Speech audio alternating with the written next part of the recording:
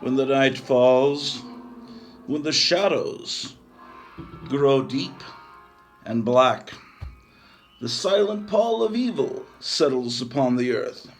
Who dares to search? Who dares to see what evil walks the night? If you dare, welcome to Nightmare. And once again, brought to you by Beatnik Sour Beer and the bottlers of Bubble Up, coming to you from Mount Gratu, Kentucky. It's the Great Gratu Orlov television program. Well, how are you guys doing on this fine Sunday afternoon? Where's my fucking drink? Still organizing here and finding all kinds of curiosities and monstrosities. Some are comic book related, some aren't. Why, it looks like back in the old country, down the street, there was an estate sale at this little old house. And it was, I believe, a Jehovah's Witnesses couple that had lived there. And they had a huge collection of bound copies of Awake. This is from 1940 to 41. See? It says, please do not remove any copies in here, thanks. Yes, this is the Journal of Fact, Hope, and Courage. And it's quite the art direction in these things is quite spectacular. But I got these because I thought they were fascinating. Yeah, so that's what this is. Awake. And how are you guys doing this fine Sunday morning? Are you awake? Here's 1939 to 1940. Oh, look, the Pope's responsibility for the new war. I guess they don't like the Pope. Oh, they're pointing out that Hitler was spotted in St. Hedwig's Cathedral in Berlin. Roosevelt's ambassador healing in the nation's posse. It's just fascinating stuff. I got a bunch of these. Just stuff that I'm needing to find a bookshelf for. So I got a drink in the other room. I left it in there. I need to go get it.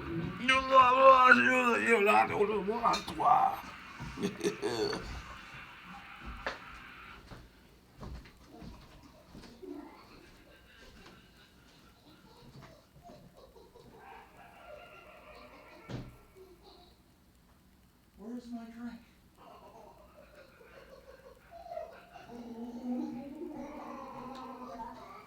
Where is my fucking drink? Oh, there it is.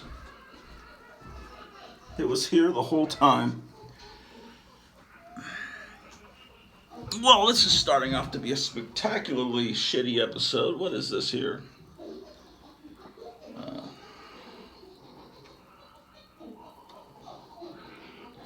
It's some fake postcard for a Kickstarter of a comic book called Gator Man. What is this? This is something I don't want. Maybe someone wants this. It's a free comic book day. The only living boy. Looks not my kind of thing. Where do I put the shit? I'll put the shit over here.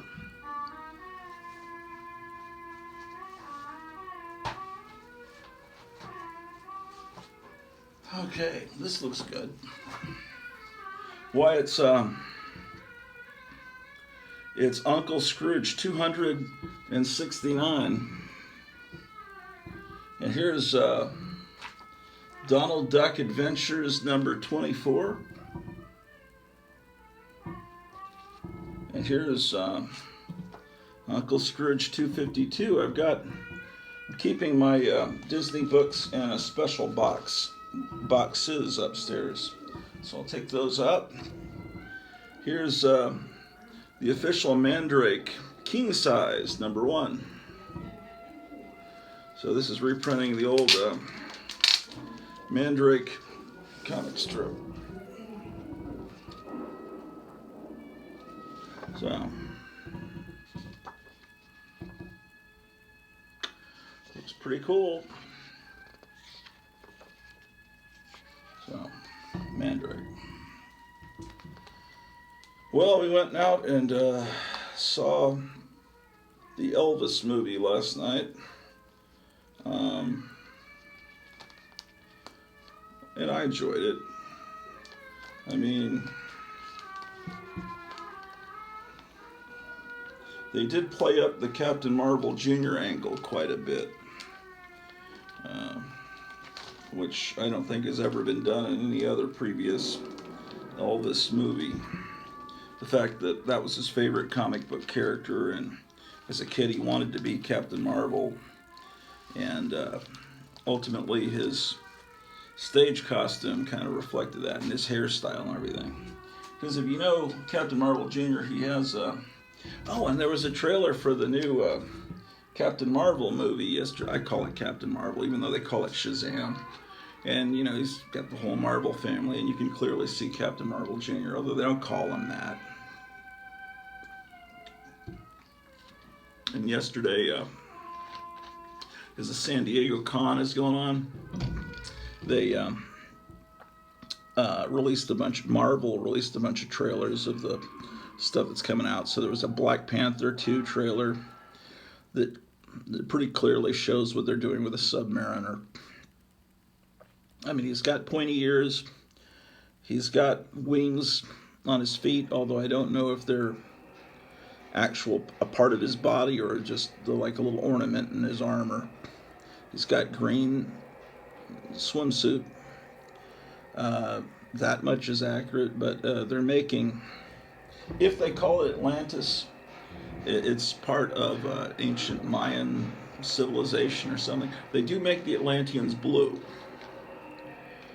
So that's something. But anyway, it's Atlantis going to war with Wakanda. Wakanda, who is leaderless because they don't want to recast a new Black Panther. So it's going to be Black Panther's sister that becomes Black Panther to fight Submariner. And then I'm sure in the closing credits you'll see that Dr. Doom has manipulated the two countries to fight against each other.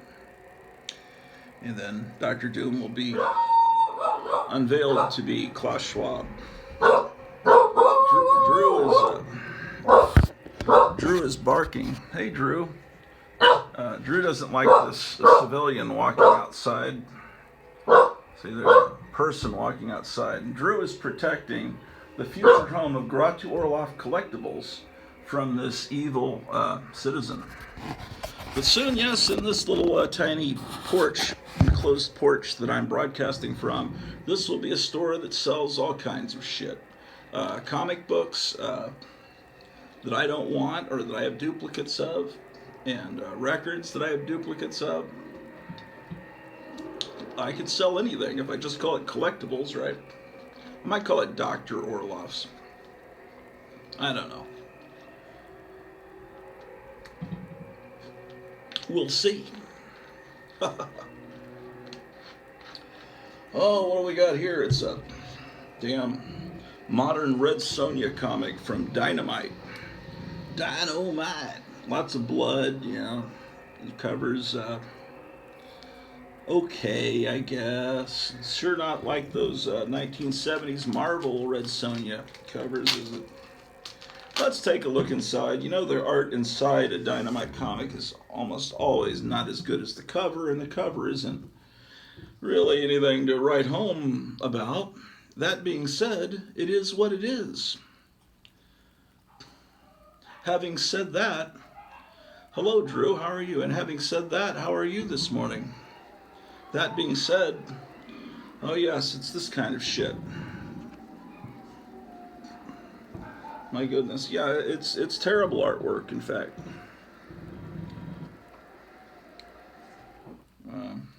What is wrong with these people? from Dynamite Comics. Well, so anyway, the Elvis movie's okay. It's a modern movie, so they have to play up the fact that Elvis put on eyeliner, which I don't think he put on eyeliner in the early in the Sun Records days, in the early RCA days. I think that was later. I always heard that Tony Curtis, who he met in like 1960, told him that, you put a little eyeliner on above your eyes and makes your eyes stand out. But I don't, they try to play up this,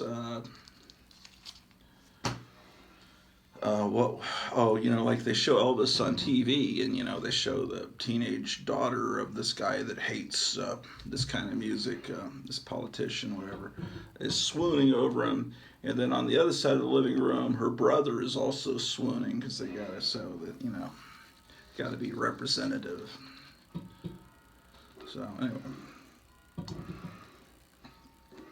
and the guy did a pretty good job that played Elvis, and there's a guy playing Little Richard that's real good. I mean, there's cool stuff. It's one of those. What is that guy? Baz Luhrmann. He makes these movies where they play all this anachronistic music in them. Like he did one about Marie Antoinette, I think. Was that what it's about?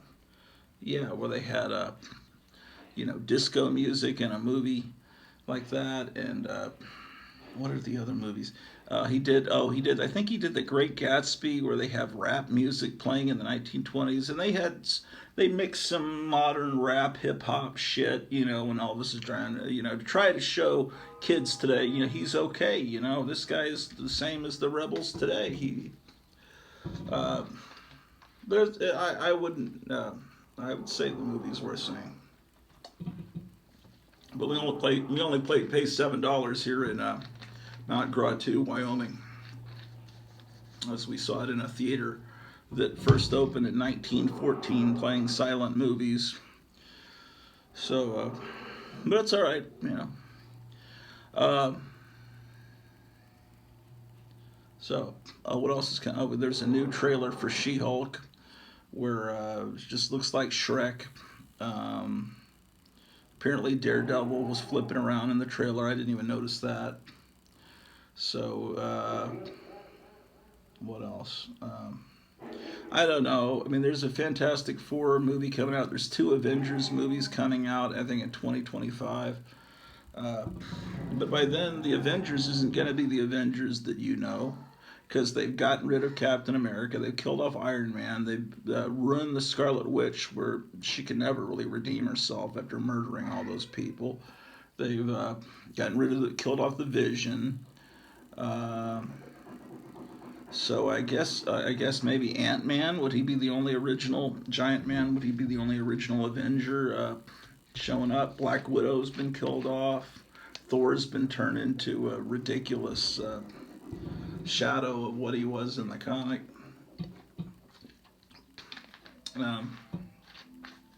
It's the point where something I once dearly loved, and that was what kept me going, man. Because I would write when the next Marvel movie came out, when they were good.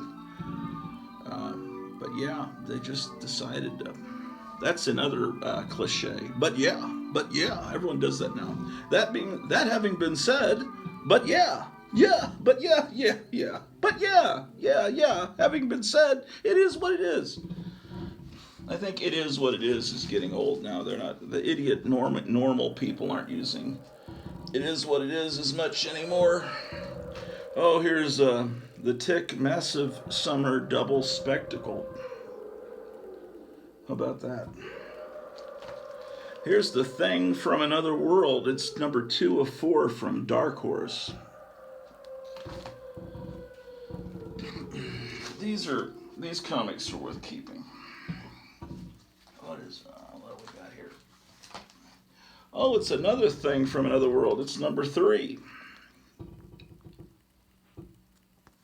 How about that? Here's the double-sized 150th anniversary issue of Green Lantern. What else do I have here?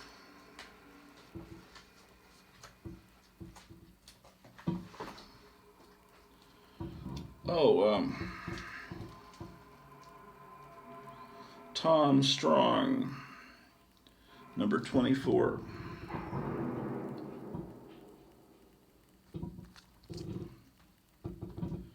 Tom Strong, number 25. Now, these covers were well done. Remember these horribly drawn rock and roll comics? Here's one about The Who. Rock and Roll Comics number 7. The Who.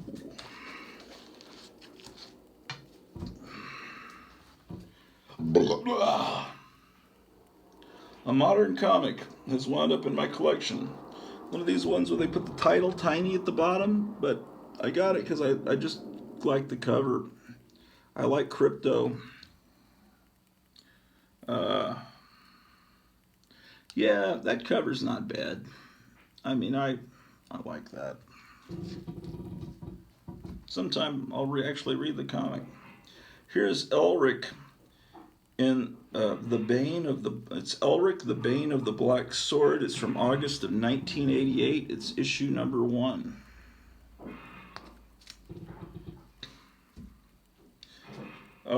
Let's see. Marvel 2-in-1 number 40. I'm sorry, number 51. It's 40 cents. What am I thinking? Well, it says Avengers Assemble. It's clobbering time, so I guess they haven't killed off Nick Fury yet. And they're shit, I'm losing power on my phone. They're bringing in Wonder Man. I guess they've got Captain Marvel still. That's really Ms. Marvel. But now they call her Captain Marvel. So I guess they've still got those characters in the Avengers. But I don't even acknowledge that actress that plays Captain Marvel in the movies as being anything. What do we got here? If you stick with me, I've got some cool stuff underneath all this stuff. But I have to unbury it. Damn it. Goddamn. Fuckers. What is this shit?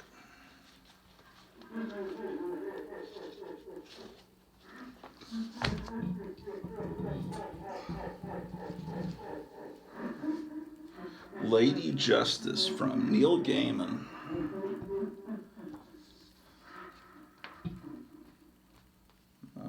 Yeah, wonderful. Just fantastic.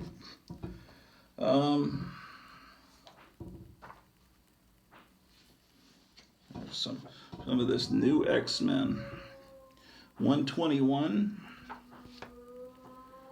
This is 124. I remember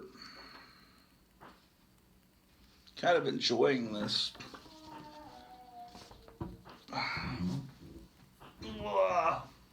Okay, that's 121. So this is 122. So 123. He's sitting on the toilet after a visit to Taco Bell there. 123. Why, it's issue 133. I've got to get all these comics upstairs to the comic book room. 131. 131. Yeah, okay. 130. Is this from the early 2000s, I think? It's one I briefly tried to give New Comics a chance again. It was Grant Morrison writing, yeah. Okay, so this is 130. To me, I think these are brand new comics, but I think they're probably 20 years old now. Because, yeah, that's when that Crouching Tiger, Hidden Dragon was out. This is 129. 129.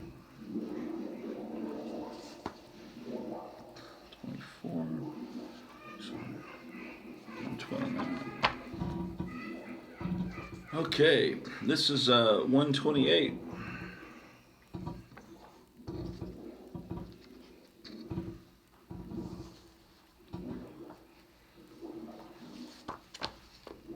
Man, there's a house a couple blocks from here on the most beautiful block.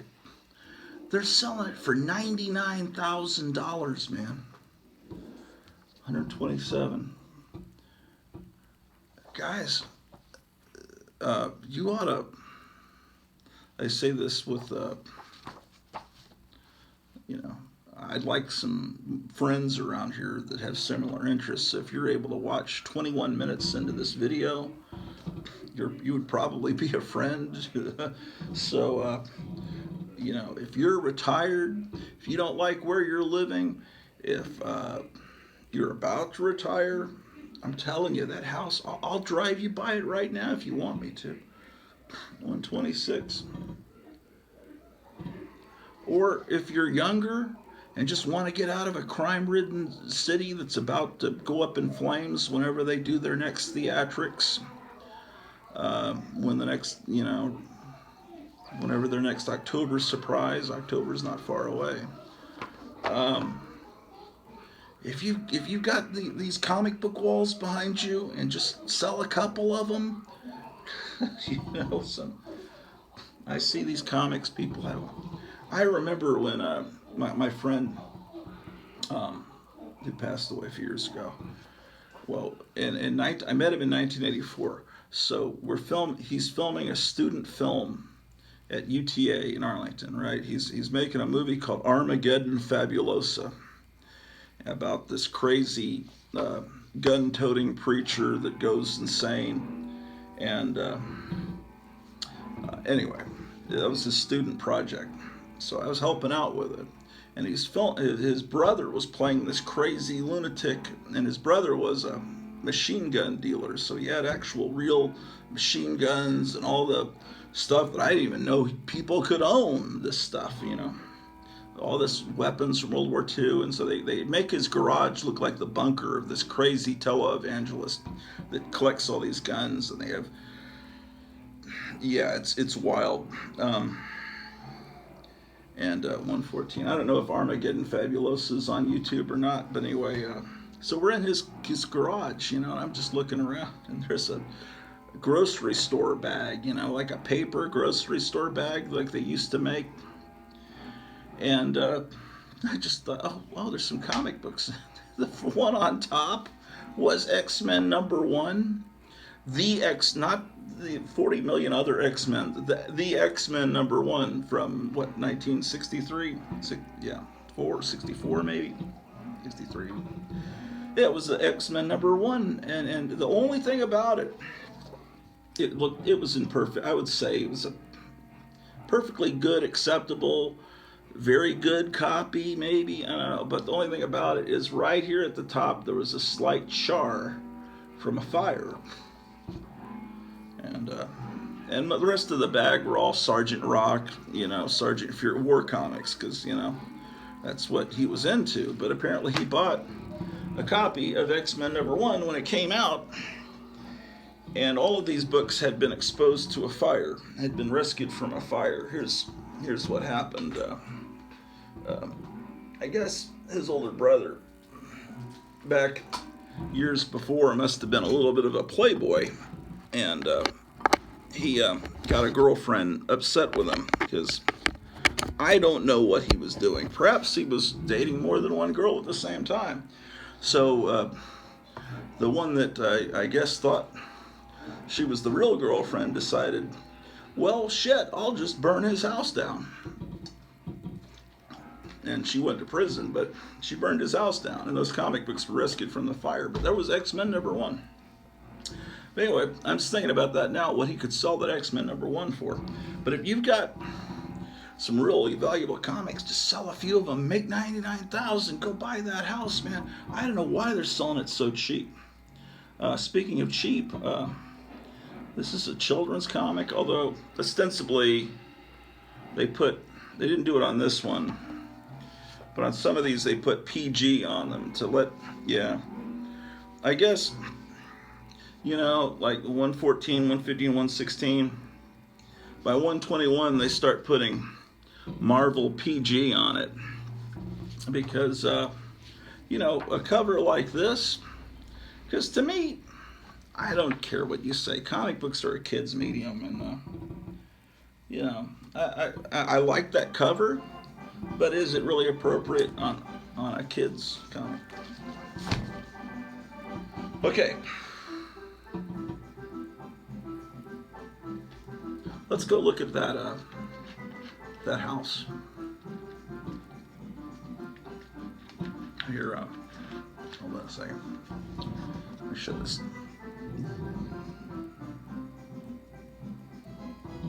Hold on.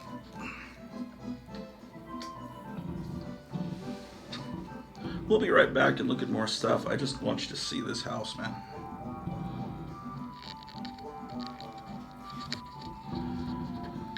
Okay.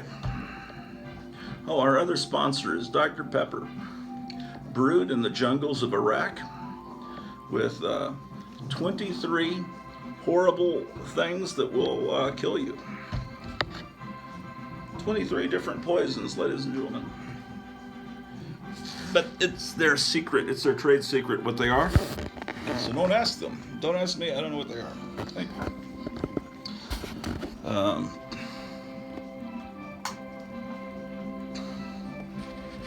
All right, so let's head on out.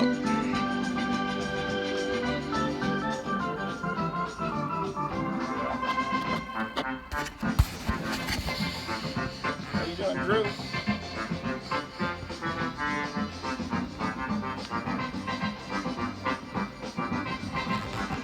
Yes, ladies and gentlemen. Now, they just put this house on the market, and they're not showing the interior of the house in the pictures. And someone said it's a foreclosure, which could mean that they were angry when they left and they might have punched holes in sheetrock or whatever. That's very possible. So, but you know, I don't know. It might be fine inside. All right, I'm trying to, as you know, I'm very upset about global warming, so I'm trying to turn off the lights as best I can. Hold on a second.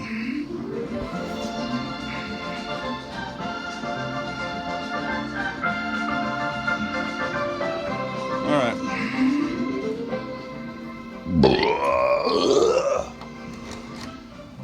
All right, so. Gotta lock the fucking door.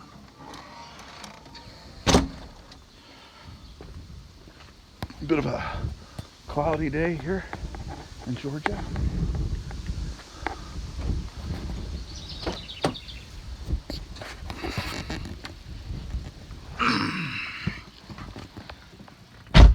Oh, my windows are all dirty. I hope you'll be able to see the house. What a shame. Yeah, see, my front window's dirty. This window won't roll down. This one will. Okay, so this won't take long. We'll be back. There's a box we're about to go through that says Men's Adventure and True Crime. I think I've shown you that box before. That was a long time ago, so we'll look at it again. Need to take it upstairs and get it in its proper spot. So,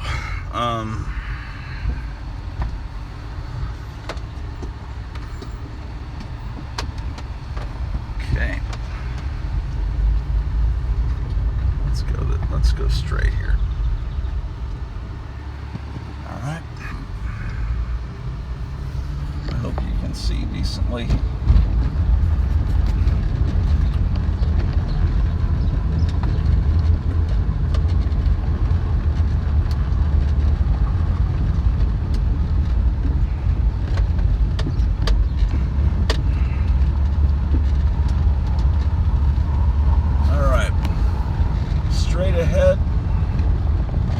Princess Theater, where we saw Elvis last night.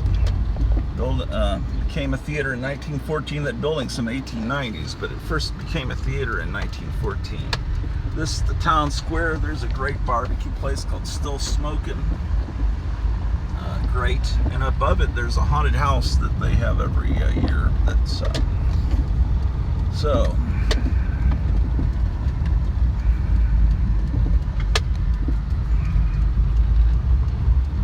All right. There's the public library. Let's turn here.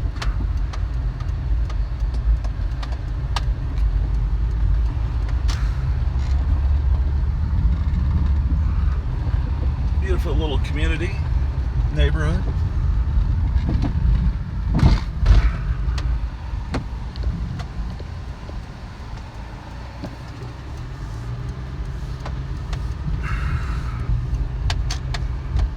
Coming up on your left is a house they're selling for $160,000. I showed you the inside of this house not long ago. I went inside of it. If you're a regular viewer, you might have seen that. But that's a house, and you get a free dumpster filled with stuff if you buy that house. Let me see if I can remember how to get to this other house.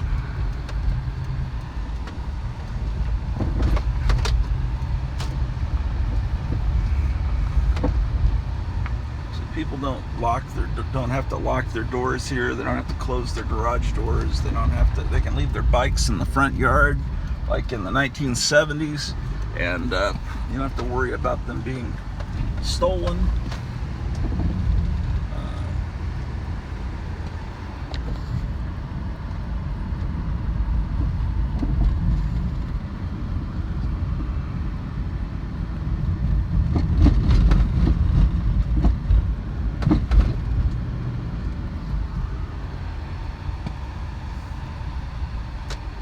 I think it's this way.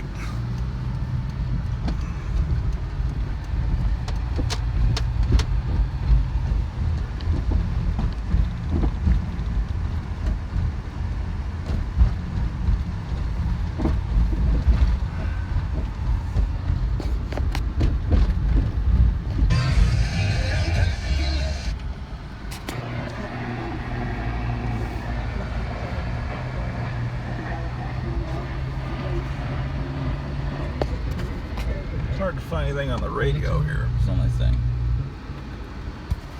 People have their tractors parked in their front yards. That's really cool, I think. There's a nice 1950s looking house there. Nice older houses here. Okay, here we go. I'm gonna make a left here. This is a beautiful street, as you can see. This is the street that house is on. That's $99,000. Oh, what are they having over here? Is this a garage sale? Or are they just moving out? So I need some bookcases. Let's see. All right, see this house up here?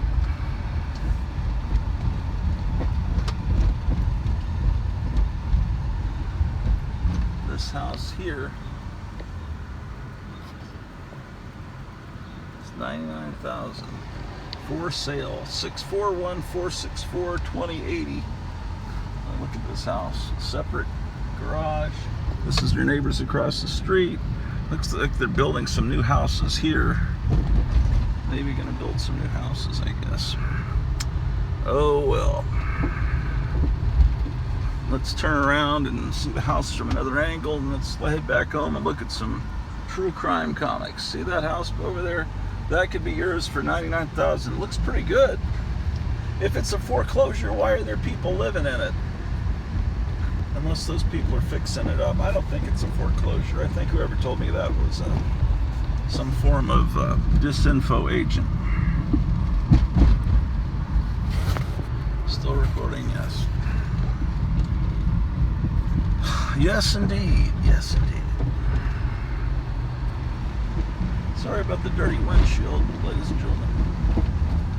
My wife really likes this house here.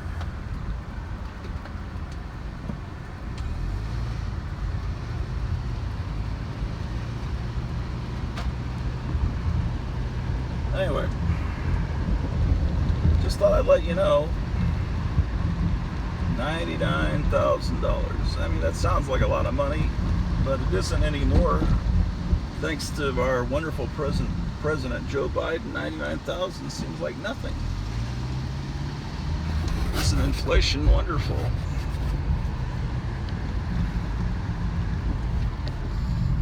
Yes, indeed.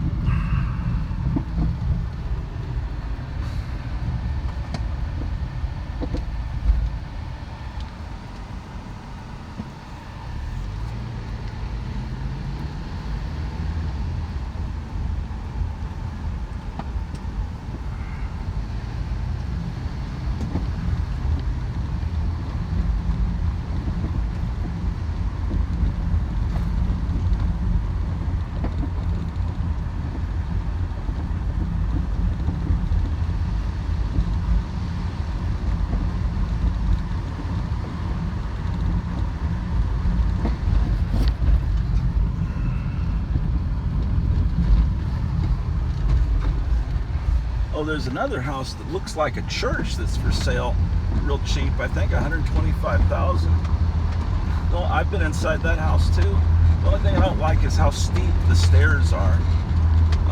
But if you are someone that cares about something like that, then maybe you won't care. Maybe you like steep stairs. A lot of, I guess, old-timey houses had pretty steep stairs. I don't know what it was about it.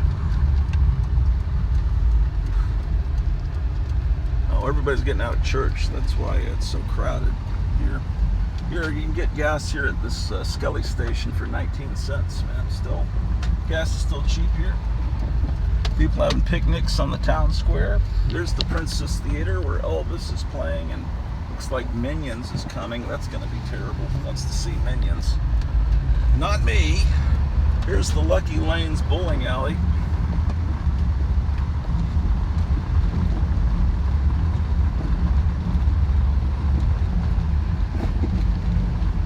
Sure is.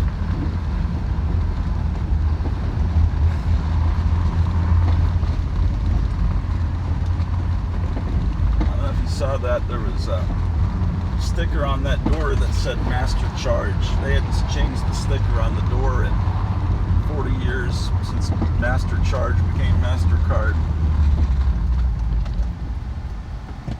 Alright, let's go down this street and I'll show you another house that's for sale.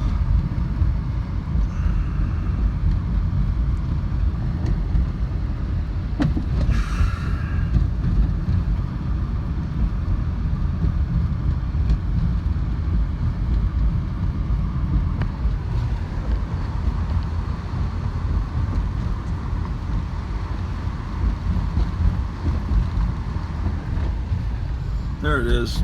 See that? That is a cool house. That's the garage. See, the windows look like... so I thought that used to be a church, but I'm wrong. But, you know, sue me. It looks like it used to be a church, but maybe you could turn it into a church. The Church of Comic Books or something. Well, so that's a house you can purchase. How about that? There's a very 1950s looking house. Yeah, they don't have hurricanes here. They don't have earthquakes. They don't have floods.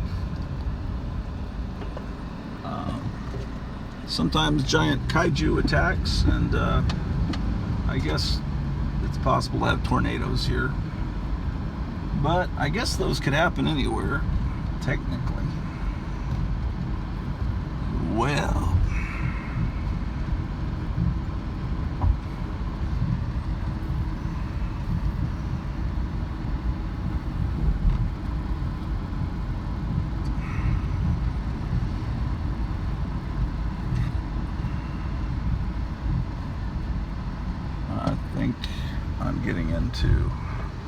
I think I'm going down way too far, man. I gotta turn around.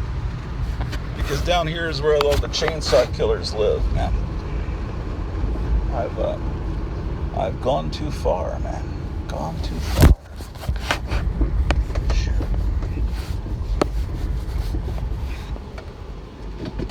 You wouldn't think that you could get lost in a tiny little town like this, but I'm just stupid enough to do it. Alright. See, we're getting out into uncivilized territory. It could be an Indian attack. Yeah. So let's get back into the area that's protected by the cavalry. Absolutely.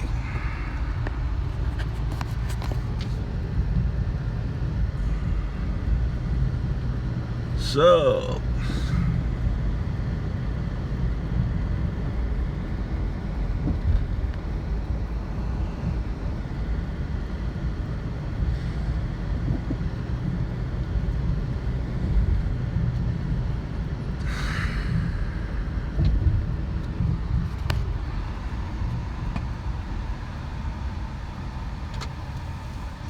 if I ever get lost, I just look for that big blue water tower, because that's near my house. And these giant, it requires a lot of money to power the Gratu Orlov broadcasting network. So we have these big, this electrical equipment to power the giant satellite dishes that bring you this show on almost a daily basis, live in color from Mount Gratu, Georgia. There's some more of the electrical equipment for the Gratu Orlov International Building of Trade. And so we turn, and once again, we turn into the lovely Gratu Orlov International Building of Trade, where we will continue looking at terrible and wonderful comic books from the past. Alright, so I've shown you a house that you can purchase for $99,000. Startling. Startling, but incredible.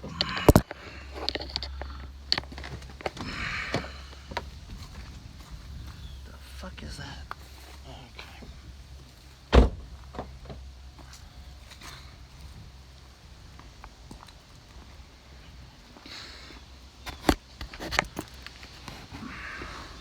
Drew is waiting for us.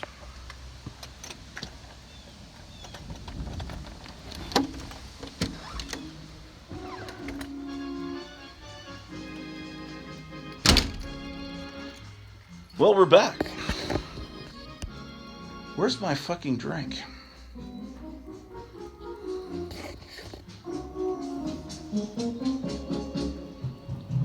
Did you see where I put my drink? Oh, there it is.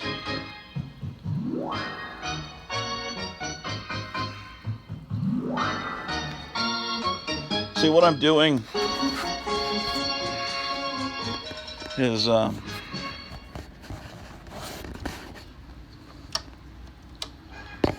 I've got all this stuff I've got to go through and take it upstairs. So that's what I'm partly doing right now. I'm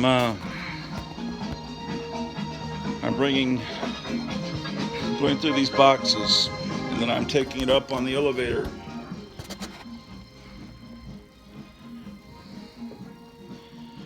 All right. If I can go inside that house and tour it, I will be glad to do that for you guys.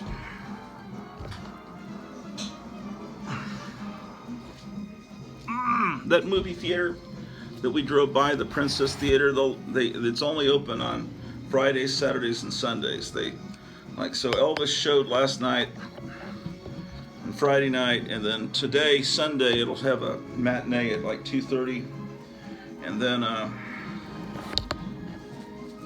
it'll be closed until Friday, when I guess that shitty Minions movie will play or something. So I won't be going to the theater next week.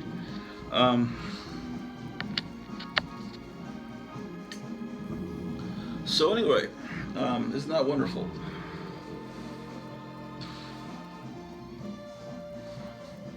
But make sure you move here.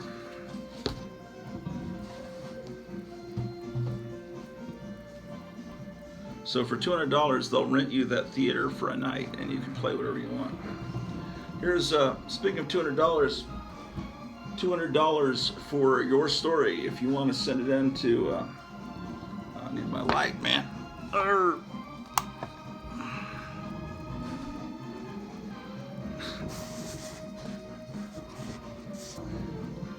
It's, you son of a bitch.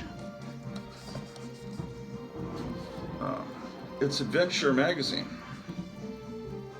I wonder if this is a Myron Foss publication. Is your English holding you back? Do you avoid the use of certain words even though you know perfectly well what they mean? Have you ever been embarrassed because you pronounced a word incorrectly? Are you sometimes unsure of yourself in a conversation with new acquaintances? Do you have difficulty writing a good letter or putting your true thoughts down on paper? No, not here in the Groucho Orlock channel. We speak wonderful English. We speak it real good, man. So, yeah, they got it's like pictures of girls from Istanbul. Yeah, this actually has real nudity in it. That's shocking. Let's see who put this magazine out. Boy.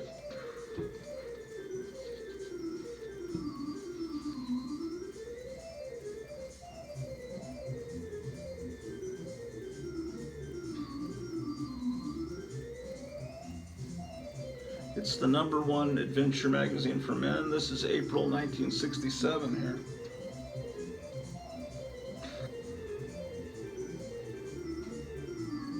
Invest now 1 1/4 acres in Meadow Valley Ranchos in Nevada.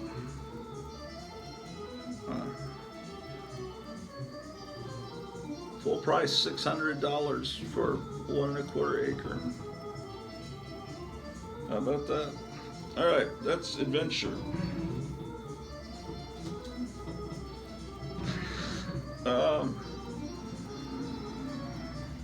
This is Man to Man.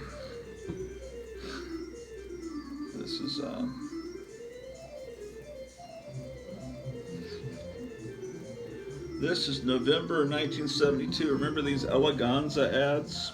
Look at that wonderful clothing. 8-track tapes, all those wonderful memories of the 1970s. Yeesh.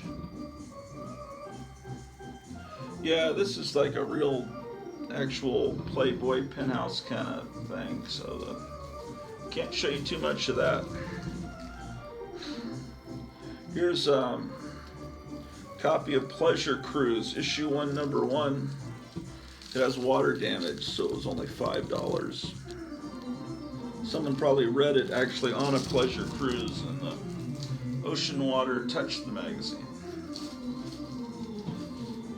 Here's the TV guide from the Dallas Morning News, November 28, 1964. Well, this should have the Munsters and the Addams Family in it, shouldn't it?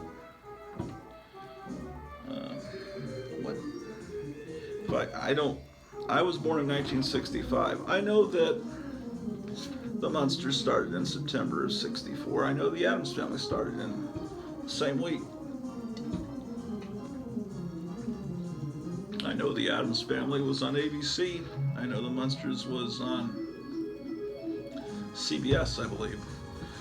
I'm just not sure of the days of the week, so we'll have to look. It's only 7 days in a week, so maybe it shouldn't be too hard to find. Oh look, Goliath and the Dragon was playing on Sunday in color, 12:30 on Channel 5. That's NBC. This is the Dallas-Fort Worth area. And at 3:30, Tarzan and the Leopard Woman. 8 o'clock on Channel 8, you had The Naked Edge. And on Channel 11, you had Venus Meets the Son of Hercules.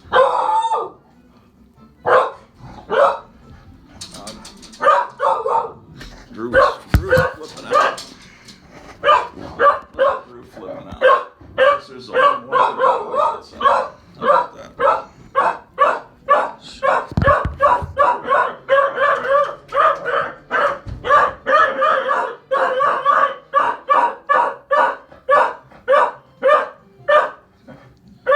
does not like that.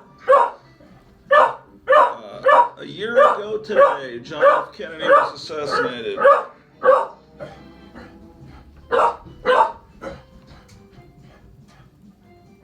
Okay, let's try Tuesday. 7 o'clock p.m. You have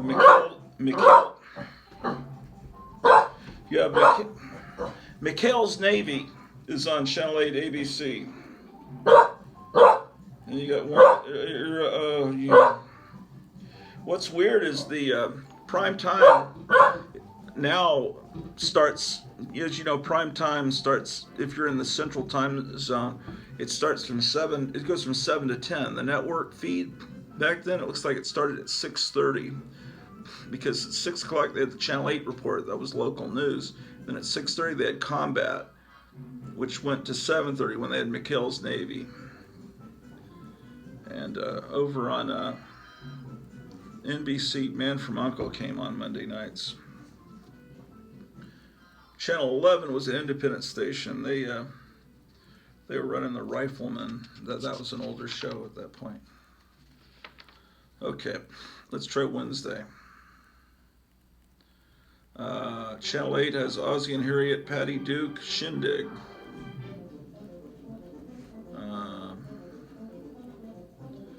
Beverly Hillbillies was the highlight of the CBS affiliate.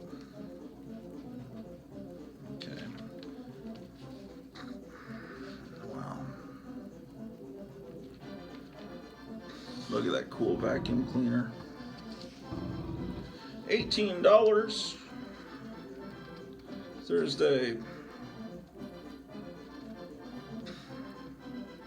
6:30 on beginning of the primetime lineup. On Thursday on ABC was the Flintstones. Then they had Donna Reed, My Three Sons, Bewitched, Peyton Place. Oh, there we go. The Munsters was at 6:30 on CBS. Yeah, locally in Dallas, CBS was Channel 4. Now, if you live in Dallas now, or if you go to Dallas, Channel 4 is now the Fox affiliate. And CBS, how did that go? Some of the chases. Channel 8 is still the ABC affiliate, but Channel 4 is now Fox. And then CBS went to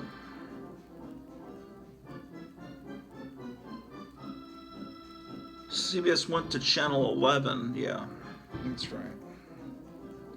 Well, Munsters is Thursday. I bet Addams Family could have been on Friday night. Let's take a look.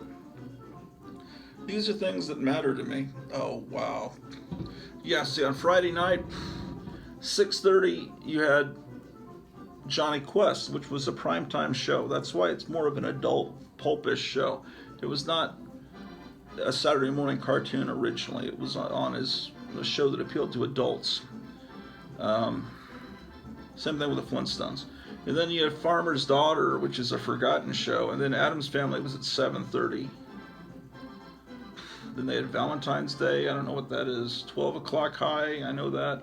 And then they had Marshall Dillon, which was, that must have been a syndicated version of Gunsmoke. Gunsmoke was on so long, they started rerunning the old episodes as Marshall Dillon. Saturday night, Outer Limits was a Saturday night show. It was on 6:30 to 7:30, followed by Lawrence Welk and Hollywood Palace. So if I was a kid in 1964 on Saturday night, I would have watched the Outer Limits. Then I would have on Channel 8. Then I would have turned over to Channel 4 to watch Gilligan's Island. And then, oh wow, Channel 11. See, it has the Big D Jamboree, and then wrestling, and then roller derby. That was local wrestling.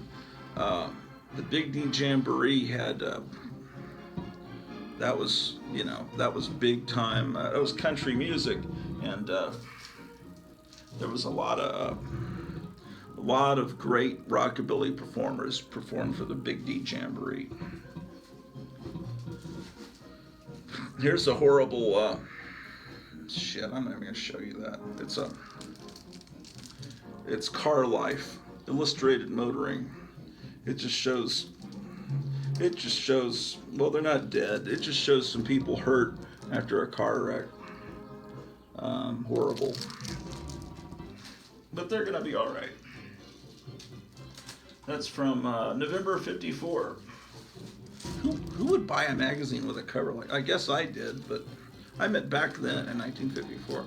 Here's Adventure, the man's magazine of exciting fiction and fact.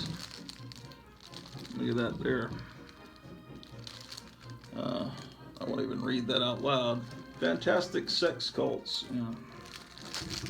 Reminds me of that movie that was on What is a Woman? From okay. It's Battle Cry.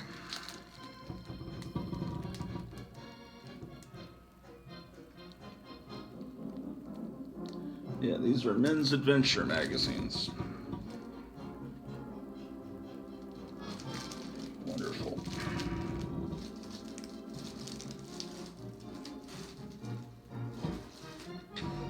For men only. Women are not allowed to read this.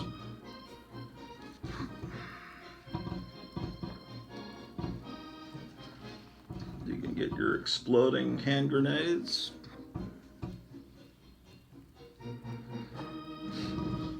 Deep, powerful engine throb.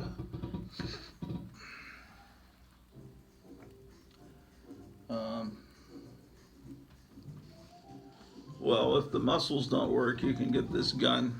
The skilled hand of the German gunsmith is responsible for this 22 caliber 6-shot repeater automatic with self-ejecting clip, just 4 inches long, fits easily into pocket or purse, ideal for sporting events, stage use, not available to California residents.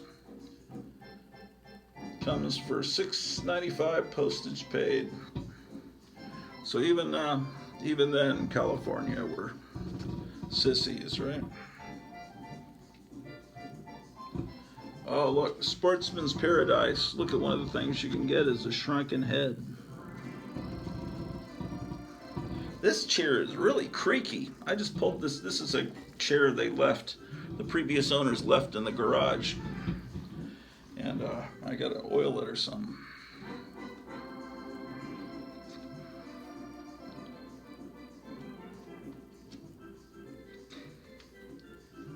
The Mad Butcher and his 1 million corpses.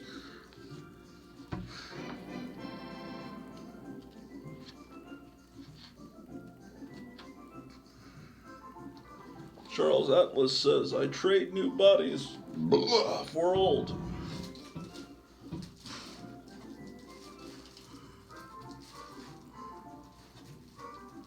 Here's Confidential magazine. Girls, beware of Elvis Presley's doll point pen.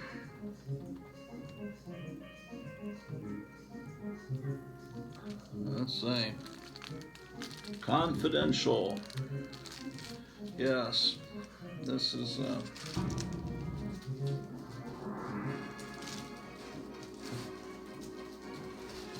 Did payola cause the thalidomide tragedies? Remember when they gave this drug to women that were pregnant back in the 50s and 60s, and it caused the kids to be born without legs and arms? I remember seeing a few kids that they called them thalidomide babies. Yeah, isn't Big Pharma wonderful?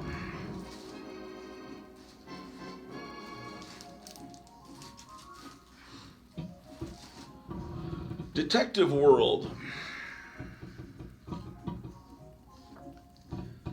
This is older,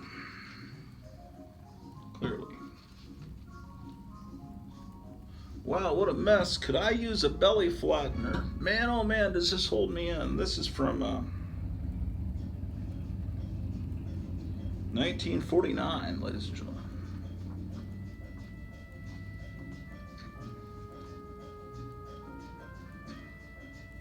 So there's not going to be nudity in here. Crushed cadaver of the sexy brunette. Nudity is something that really started in, in the mid to 67 or so. a lot of these magazines started to show nipples, and well, they showed nipples and butts going back to the 50s, but it was Penthouse that came along, I think, right around the beginning of the 1970s, that actually showed Bush, and then Playboy followed suit. But you know, the older you look at the older Playboys, they don't show that. But what I have here is mostly a lot sleazier magazines than what Hugh Hefner would publish. This has got a great cover. It's police detective cases. There's a lot of these ads for these rupture easers. So apparently they just assumed that lots of people had hernias, that read these magazines had hernias. Oh, look. We know now that there's, dozens or hundreds of sexes. This is just saying the third sex. What backward thinking they had.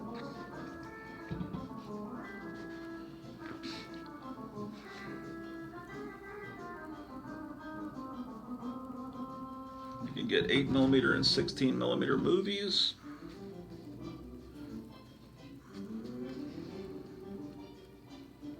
Sometimes they have ads where they sell Tijuana Bibles in here.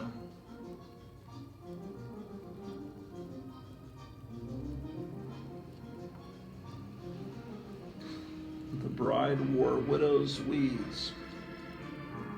Cop-hating trio takes it on the lam. What did we determine what year this came out? It's going to be June, July 1951. Police Detective. There was a period where I was buying tons of these, I guess it was in the 90s that I was collecting these like a madman. Verified Detective Yearbook, #1. Montana's Girl Gang Leader.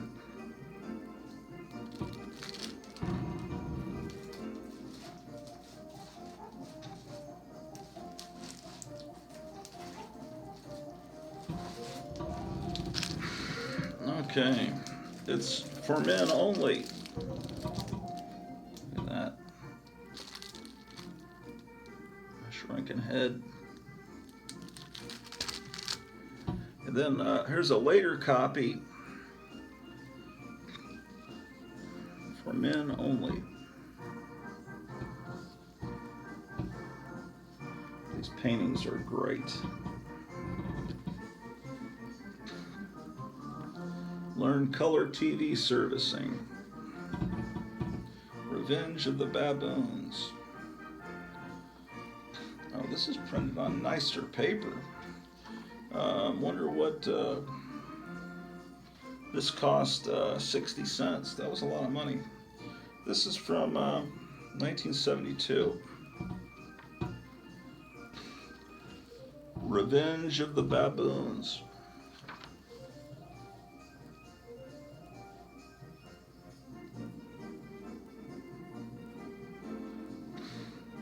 Choose the career that offers you the most out of life. Check out those boots they're wearing, the shoes, whatever you call them.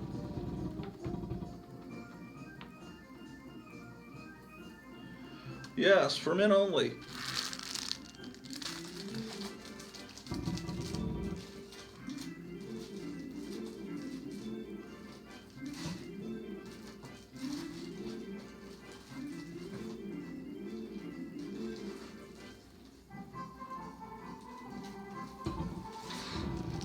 Oh, this is a great cover. Fury. It's this would make a great poster. Look at this. This blonde Indian woman leading a charge against the cavalry coming on. Seriously, this paint. If you had this original painting, it would look great on a wall. But just turning this into a poster, it might be something I might do someday.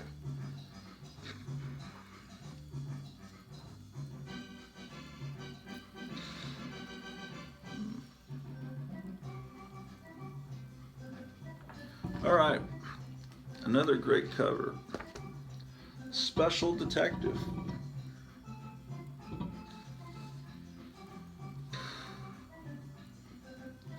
You can get a whole library of detective novels.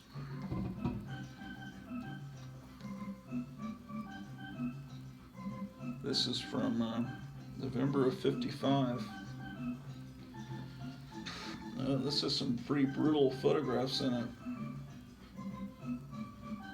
Yeah, someone that's been found beaten. Oh, that's a dead body. I guess they it can kill a girl or hang a killer. Rope. Yeah, this is all about true crimes, true murders, kind of thing. Yeah.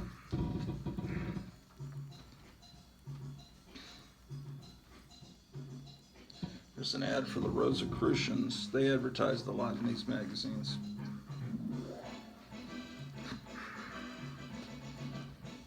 Oh, this is also a good cover. Best Detective. Best True Fact Detective. Now the sun's starting to come out here in Kentucky.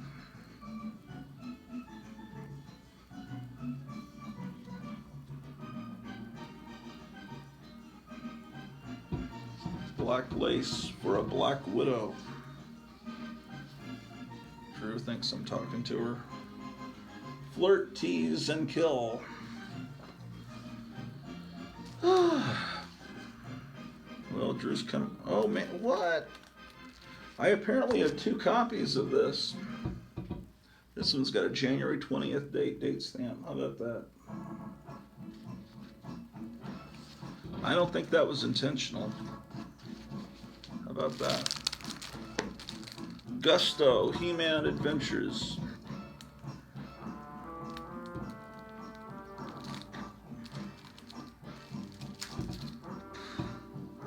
That's pretty cool.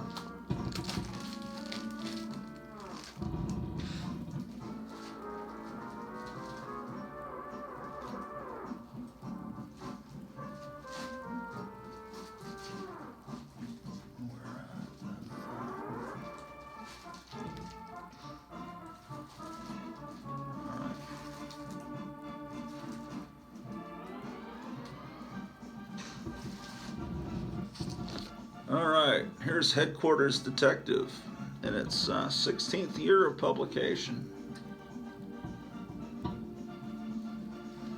Throw away that truss.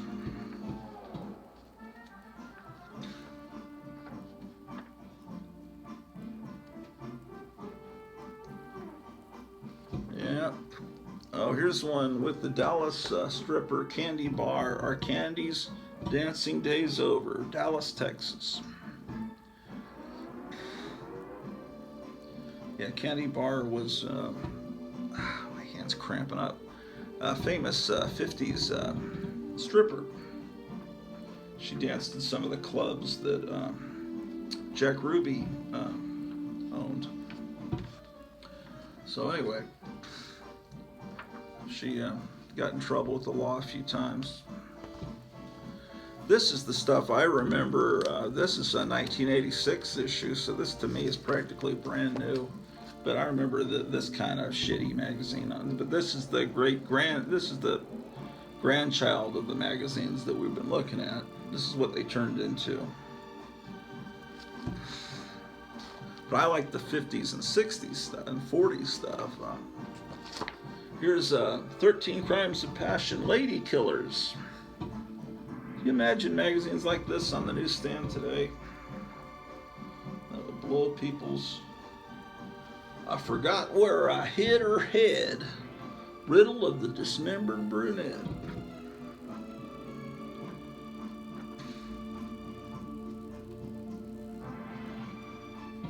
Look at this guy, man. Dean Neville was questioned and wreaked slaying. He confessed, but police proved him innocent. Jailed for another sex offense, committed him to mental hospital. Why would you really believe? It's hard to believe that guy would be in a mental hospital. Looks more mentally competent than Biden. This is a great cover. Monkey Madness, an incredible epic of terror at sea.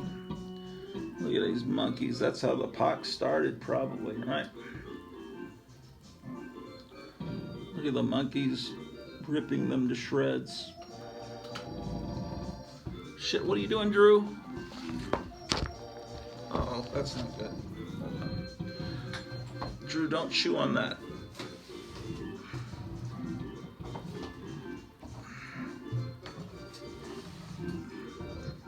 Hold on a second. I've got to stop something. Ugh.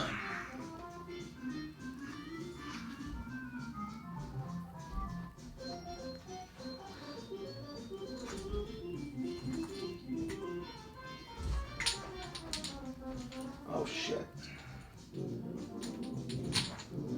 The dog was chewing on some on a Christmas lights cord, and I don't want her to get shocked or electrocuted.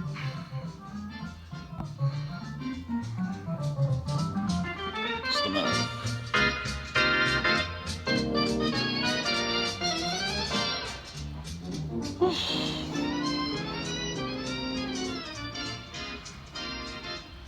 So, men's adventure magazines.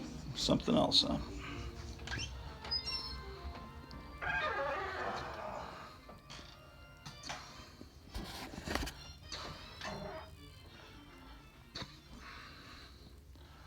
So, oh, this is the little, I call this the bat room. There we go. This is,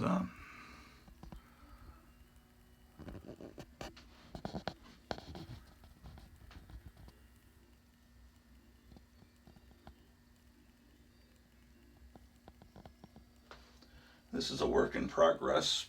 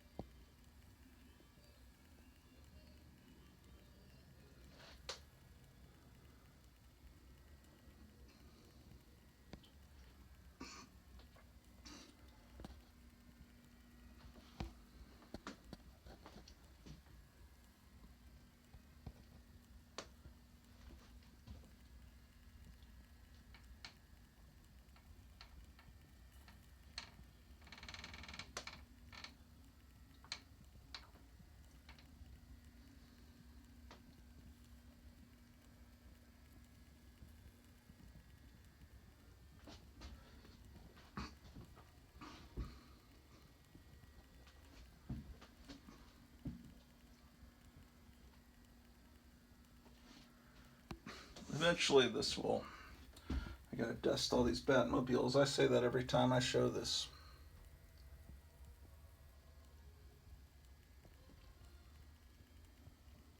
I made this out of Super Sculpey back several decades ago.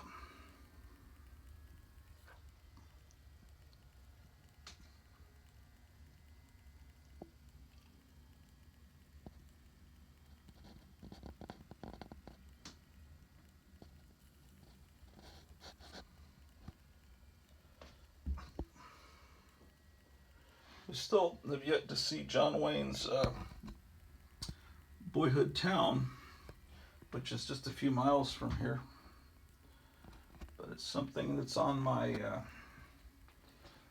agenda, my list to do, my to-do list, as it were. That being said, it is what it is, man.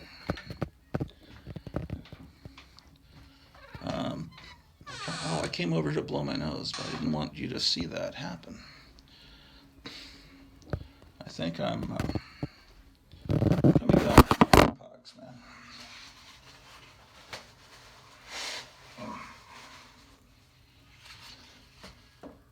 I think Drew the dog is letting me know that she is hungry for lunch. What time is it, ladies and gentlemen? Let's go check.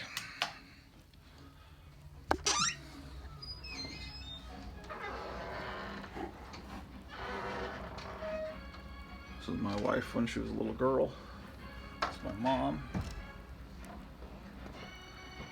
Anyway, I've got all this stuff I got to clear up. What is she? Drew's got, that's her little dog toy. It's a beer bottle. Makes her look like an alcoholic.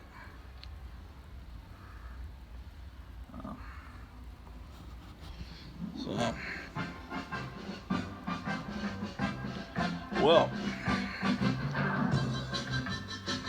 let's look at a few more men's magazines, shall we? Why did I get up? Oh, I see why. Oh yeah, to keep the dog from chewing on the. Yeah, better to chew on that little toy, Drew, than something electrical. Got to be careful that Drew does not harm herself, man. She's the only one that protects us from all this scum and filth in this vile community.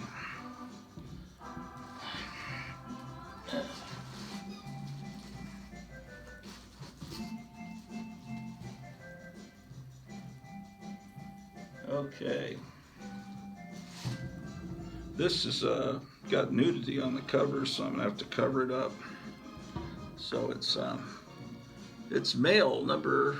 Are UFOs spying on our police? Well, that's more 70s. That's not as interesting. I like the old stuff, man.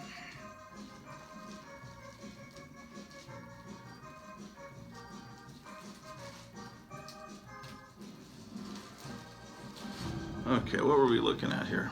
Candy Bar, yeah. Well, we looked at all these magazines.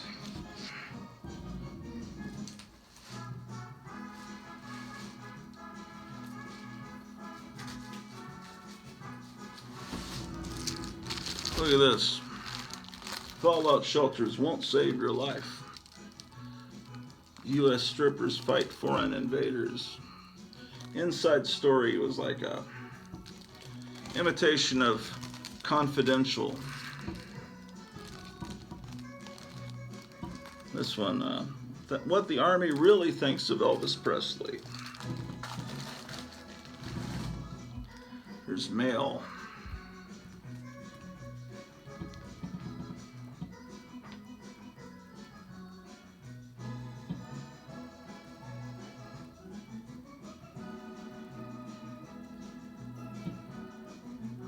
Okay, just here's Betty Page in this one.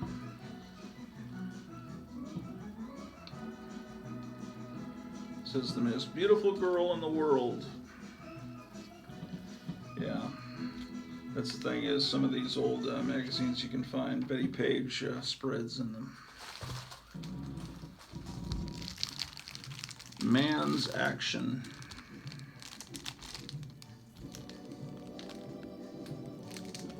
Oh, here's a great one. Man's Adventure.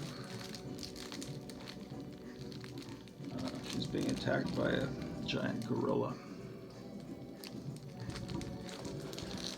And then a common theme in a lot of these magazines was Nazi S&M, you know, being tortured and that just Nazi Gestapo women. I don't know. It was a common theme in these magazines and these dirty novels from that time period, in a few decades after World War II. And then in the 70s, they started making movies with that theme, like Ilsa, She-Wolf of the SS, and it was kind of twisted.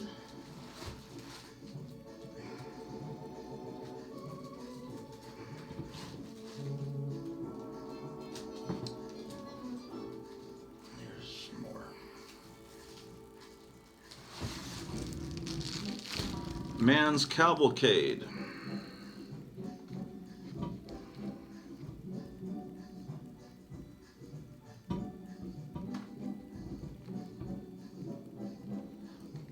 Get your own library of mystery novels.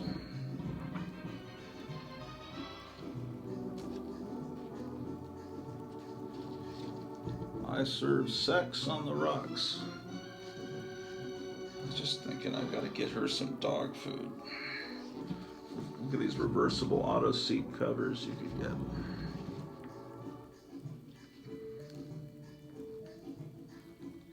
Men into Beasts.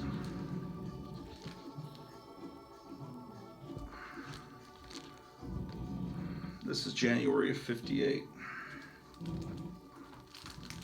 Man's Conquest. Cannibal Crabs. Crawl to Kill. How you like that alliteration there? Here's Man's Daring. The terrible tortures of the teenage cults.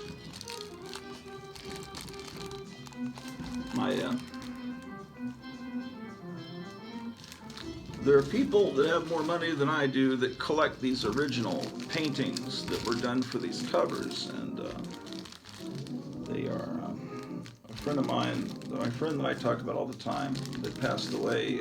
He collected some of these covers and some of this artwork from the interior, and Charge of the Killer Baboons. There's a lot of ape attacks in these books.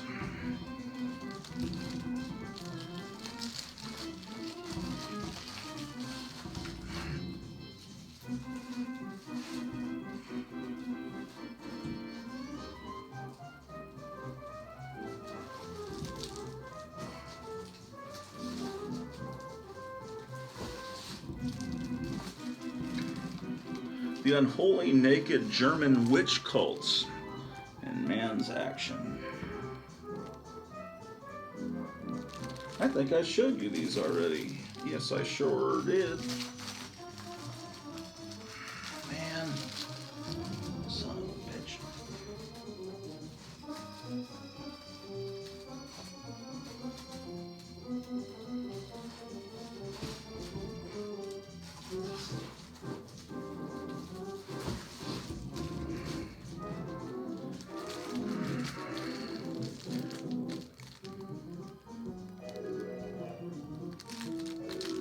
Here's an example. This is a prime example. A lot of times they would show Nazi doctors doing horrible surgery and torture. And this is one where if you look at this poor gorilla back there, he's had one of his arms cut off. See there, they're bringing the gorilla arm. And this doctor is about to saw off her arm and put a gorilla arm on her. So, just imagine.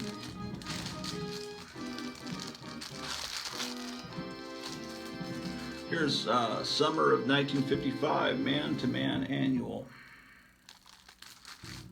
So I've got these girly magazines mixed in with these adventure magazines where people are fighting animals to the death. And here's another example. It's very similar to the way the Nazis were depicted on the Timely comics, you know, the Captain America Human Torch covers, you know, where they've got like they've shaved swastikas into the fur of these panthers or whatever. Like into, look at the top of their head. They've shaved a swastika, and I guess that's, or either that or they put. Yeah, that has to be what it is. They shaved. That's so they're whipping these women and letting the panthers or whatever those things are go loose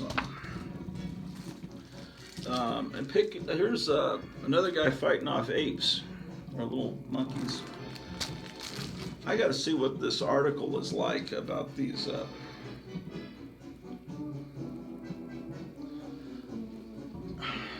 The lust revenge of the depraved Nazi cat master.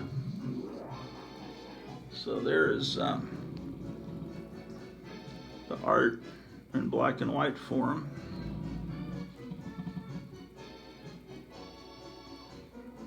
I was talking the other day, I think it was on the Four Color Fossils show, we were looking at Golden Age comic covers that show a lot of Nazis, you know, being the bad guys on them, and swastikas were just on everything that the Germans had. And I said, oh, well, you know, I know my friend had a German radio that was built during the World War II, and it had on the dials to turn the station and control the volume. They had swastikas on the dials, so it was kind of like it did kind of reach that silliness, like the way in the TV show Batman had little labels on everything and bat this, bat that. Yeah, the swastika was ubiquitous. There's a fancy word for the day, ubiquitous. Ubiquitous means that they are everywhere. Like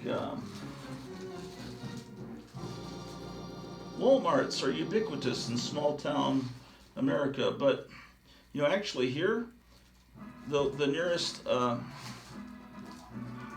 Walmart is like a 40-minute drive from here, which is weird. Oh, I just pulled that one out.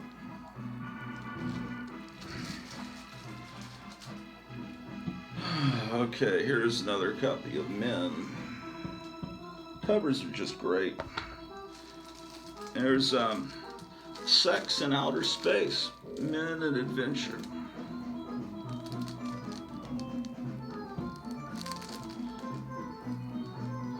Oh, the Nazis are... The GIs are showing up to rescue these women from the Nazis, although it looks like they're women of the night. They still need rescuing, though, right? Here is what is he doing? Brides of Torment for the SS Beast. Here's another one of those Nazi torture covers, and they've got her tied up, and I guess they're drilling into her arm. I don't think they're just tattooing it, because that wouldn't be violent enough for the people that make these magazines. Okay, the magazine for real men, Rage. I think I made a poster of this. I think I blew this up and laminated it, and I think I have that in the basement. I need to hang that on the wall. The 1,000 Sex Slaves of the Whip Mad Sheik.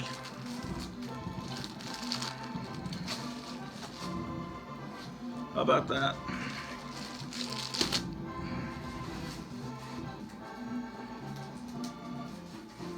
Okay.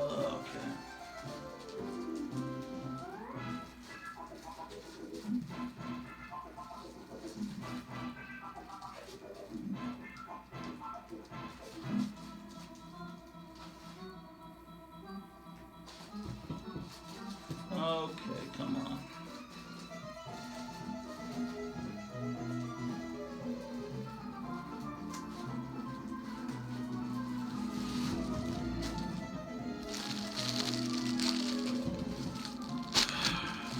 It's getting hot out here.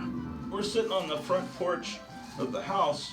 It's enclosed with glass, but I turn on the fan, but that would make noise on the video. I tried that yesterday, and you could hear the hum of the fan throughout. I think I showed you that one just now. Here's another copy of Rage for Men. Why Men Hate Women. China's Cutthroat Pirate Queen. Another copy of Rage for Men. I found a lost world. She's being attacked by some Sasquatch caveman looking guy. This one's, I was a gay girl for racketeers. Gay just used to mean naughty. Well, originally it meant happy, but it could also mean naughty. And now it just means one thing. Real Men.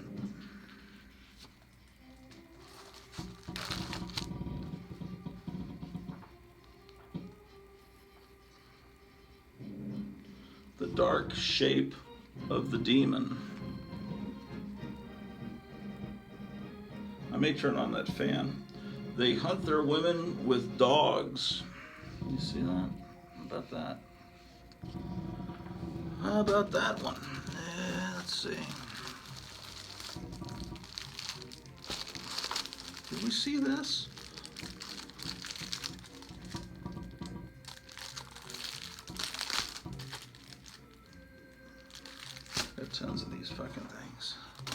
I love these things. I don't know at what point they used to have someone at every comic convention that would have boxes of these things, and I would mail order them. But then at some point, I must have gotten distracted by some other shiny object, and I stopped collecting them as much as I was. And it's not that I stopped liking them. I don't know why. I haven't thought of buying these in years. Maybe because I just don't ever. They're out of sight, out of mind. And maybe they're so high dollar now. I don't know what they cost now, but it's possible they could be super high dollar now. I don't know. You tell me. Oh, this is a great cover. Smash Detective Cases.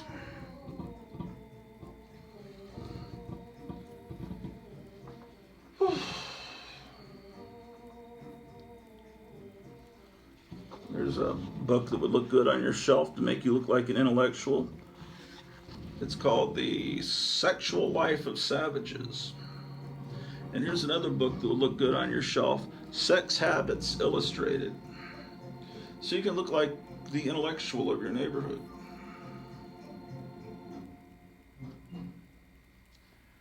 Yeah. Just lots of true crime stories. A woman made him kill. Okay, so we looked at that one and that one. Okay, early 70s, obviously, Stag. Oh, look there, it's Arnold Schwarzenegger as a young guy. I put 2 full inches on my arms, 3 inches on my chest, and trimmed 4 inches off my waist in just 7 weeks. Wigs you can buy. Yeah, early 70s, they have too much nudity. That's when things stop being fun. True Adventures. If you go too far, it's just not cool anymore. That's why Howard Stern was better on the radio than he was when he had total freedom on satellite radio. It was just more fun that he was having to fight against the man, and what he got away with felt, I don't know, he used to be funny. I guarantee you at one point he was cool. I don't know how this guy today is the same Howard Stern, this politically correct guy. Oh well. Damn it. Got a lot of copies of Real Men. I've seen, wait a second, I think I'm showing you things I already showed you. Oh, no, I just didn't put these back.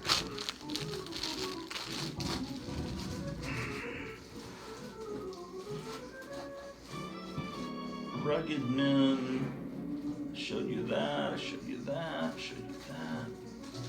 Okay, we're almost done with this box. Then I gotta go get some dog food.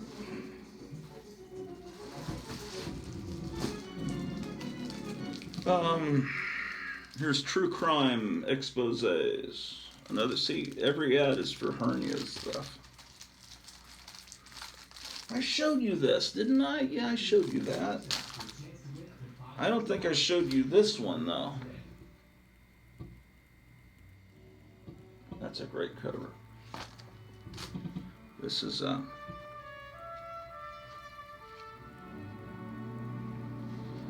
automatic firing BB machine gun.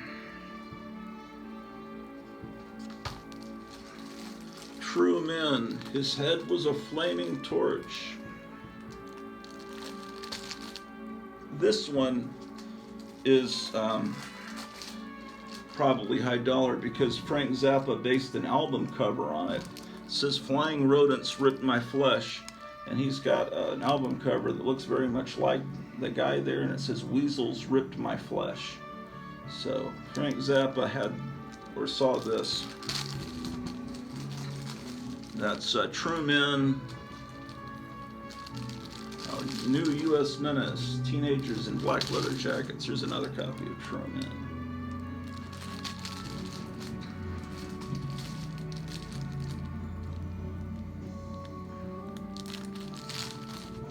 True Police Yearbook, Volume 1, Number 1. Startling Detective. What year is this from? From Fawcett Publications. 48, 49, okay, 1950. It's showing that this is reprint stuff from different issues from 48, 49, and 50. Yeah, so the same people that gave you Captain Marvel gave you this magazine. How about that?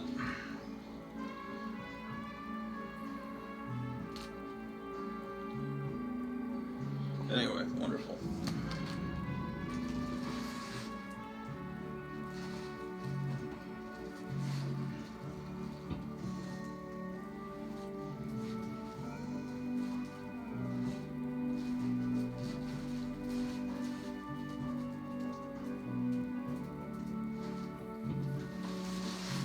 All right. This is one from April of '85, so I bought this. I guess I thought it was funny when I was 20. The gay hunted men with a meat saw. She cut her lovers in chunks. So this is what they evolved into by the '80s. This is the last of the stuff in this box. Valor. Some copies of Vice Squad.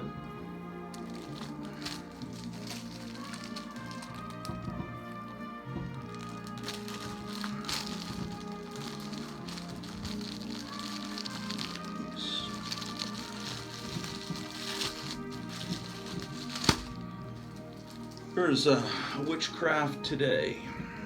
That probably has nudity. Can't show you that. Headquarters Detective. When they went into Ed Gein's house, the guy that Psycho was partly based on, and Leatherface in the Texas Chainsaw Massacre, he had just tons and tons of these magazines. So these magazines weren't really read by the elite.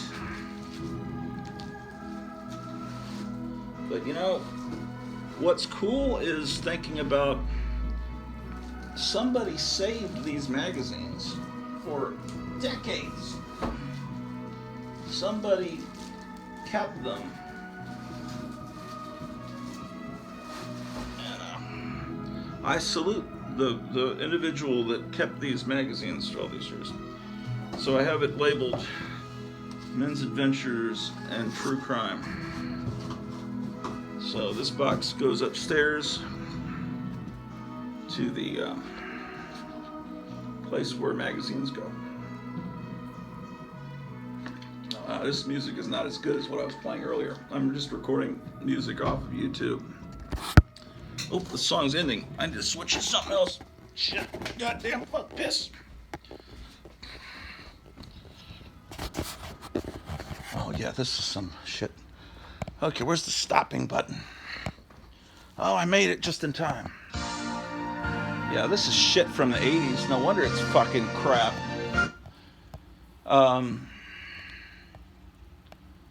Okay.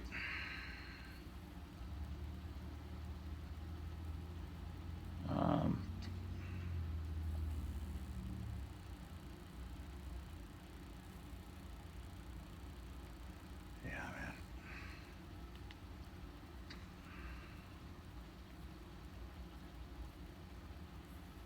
Let's see.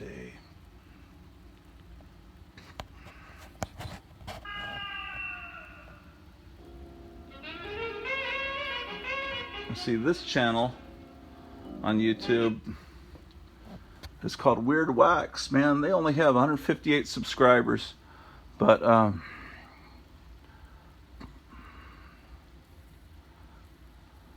don't know how they got away putting up the Disney record on here, because they have a record called a Cult Explosion. Dr. Jekyll and Mr. Hyde.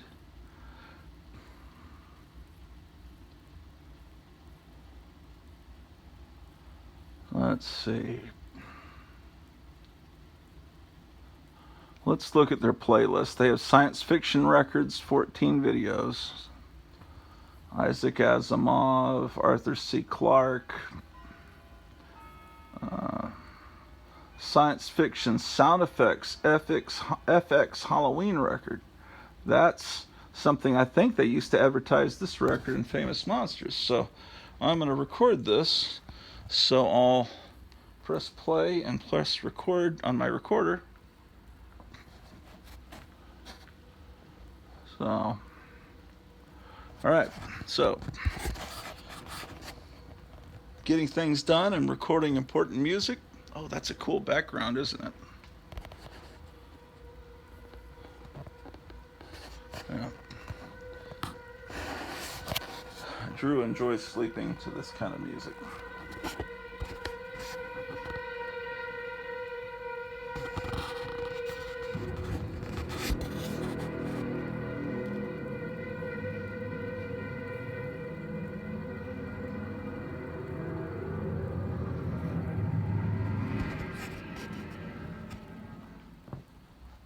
Well,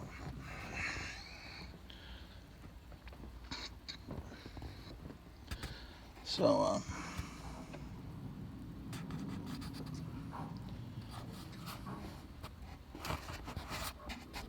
I've got to do some dusting today.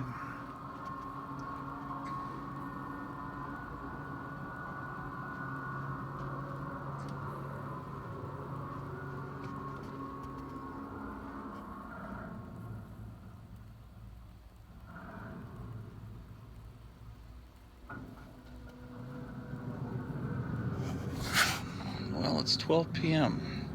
Let me move this box out of the...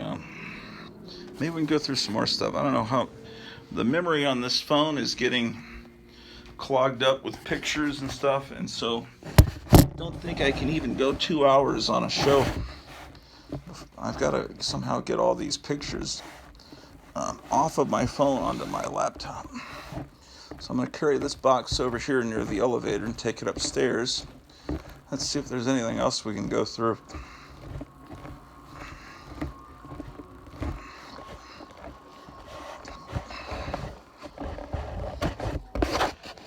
Okay, what should we go through?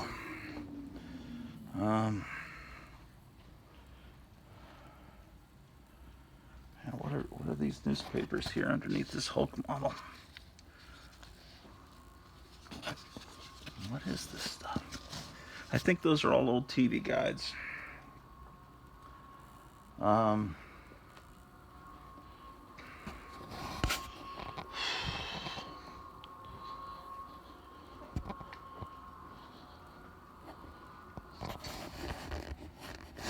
Man, it's supposed to be science fiction sound effects. It just sounds like a vacuum cleaner. That's a lame. That's a lame, man. That's a lame. Oh, let's see what's in this stack. This definitely needs to go up to stars. Urgh, shit.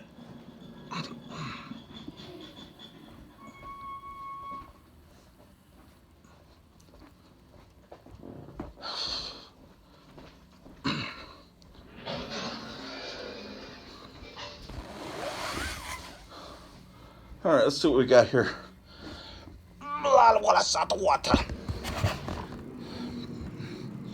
First, we have a copy of Bunny Hop magazine. I'm trying to remember what this is. It's the soft and fluffy issue.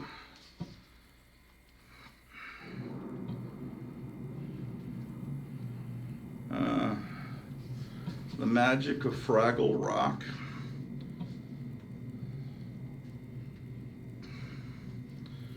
There's the Hams Bear.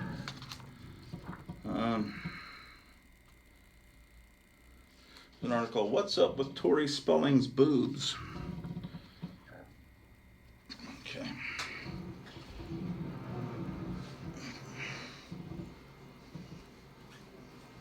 Okay, here we have some calendars. I know where the calendars need to go. Vintage Burlesque. Oh, that's pretty cool. She's got a skull, so I'll put that with the calendars up on the next floor. Um, these are oversized books. It's really hard to find a place on a bookshelf to put them. These giant sized, I believe they call them coffee table books. But it's cool Popeye comic strips. Popeye. There's a place where I can put oversized books down in the basement, so that goes there.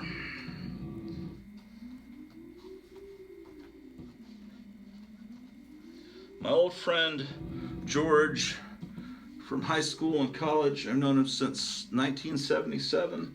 He's a very talented artist. He now does advertising work he does all the advertising for the Six Flags Corporation, or at least for Six Flags over Texas.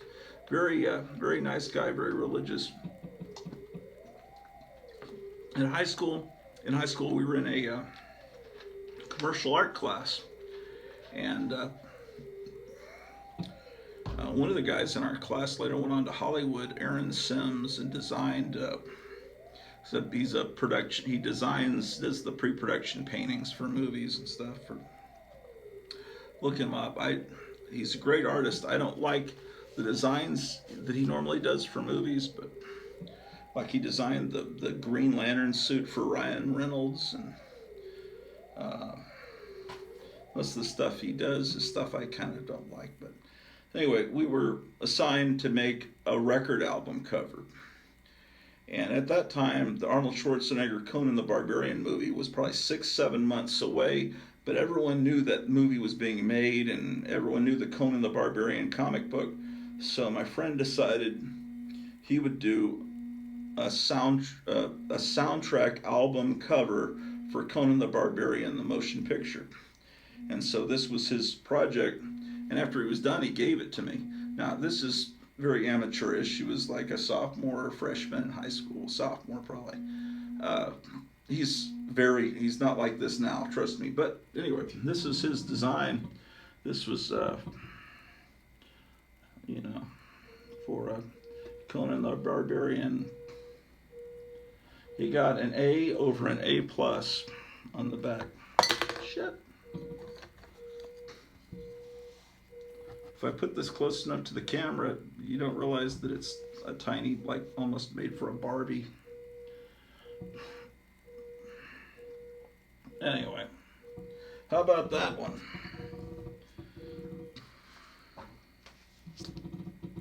Shit. This is like a tiki calendar. March. You keep your old calendars, eventually they become good again. So this is actually from 2017. So every 7 years, I guess in theory, your calendar will work again. So let's see, will this work? Right now it is the month of July, and today is, I believe today's the 23rd. So on here, the 23rd is a Monday, so this doesn't work for this year. But in 6 years, it'll work again. You don't have to buy new calendars. Okay, here's the 2019 vintage burlesque. Let's see if July 23rd falls on the right day. August. God damn, it's getting hot out here. This idea of doing my studio on the front porch may work well in the winter and at night, but right now see the 23rd is just one more day further. The 23rd is on a Tuesday there. I used to always get these Anna Nicole Smith calendars, I thought. But then when her TV show started, I realized, oh, this woman's just, but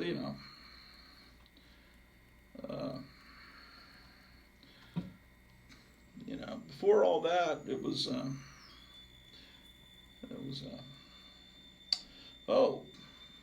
the 23rd apparently is on the right day, so you could, for the rest of the year,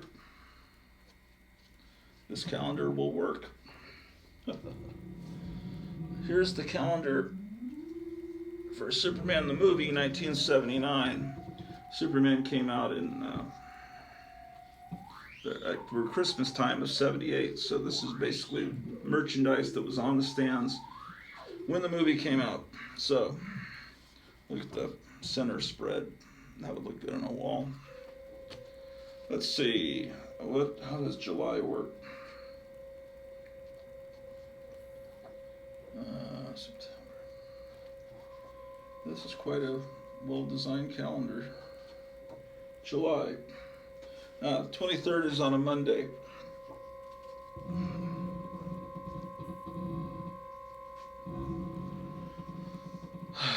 Charles Adams 2006 calendar.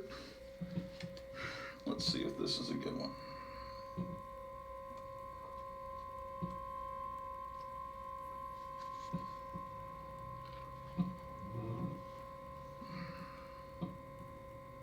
Yeah, this will work. July 23rd is on a Sunday.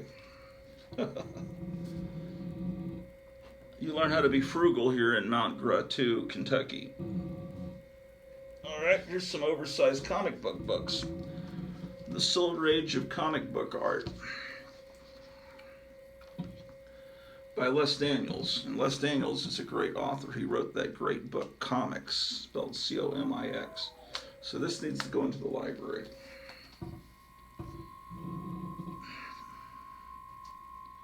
And so does this, another one written by Les Daniels about DC Comics. Oh, I forgot, I was looking for these. These are Glamour International. These are like bigger than the size of a record album, but they're really hard to put on bookshelves. And these are books that show graphic art, but you know, glamorous graphic art from different eras. So this is everything we love, you know, Jack Kirby.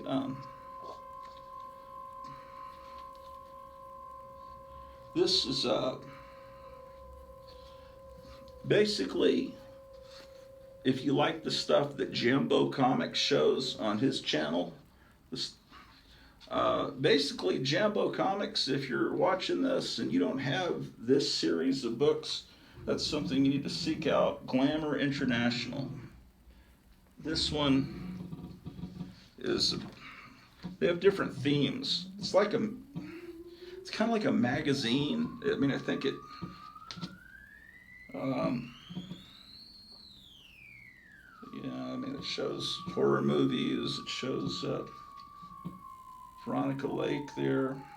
It's got Dave Stevens, you know, it shows Charlton Comics. I mean, they're like totally clued in, like they've done a mind meld. I think this is like witch stuff in this one, is what this theme is, that issue. Yeah. This one, the cover for this one, you can't really even show.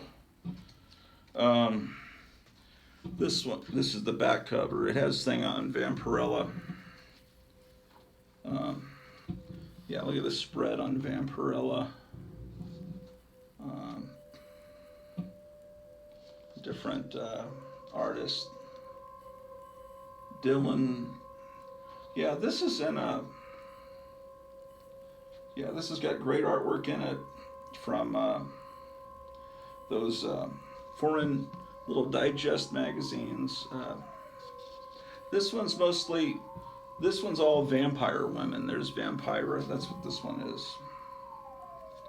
So it's just nothing but amazing. Yeah, okay, so the theme in this issue is vampire women. This is number 16. Okay, that's 16, 18. Yeah. And then there's a whole one devoted to Betty Page, artwork about Betty Page, and this is Glamour International album. You know, it's got the Olivia art and lots of photographs of her.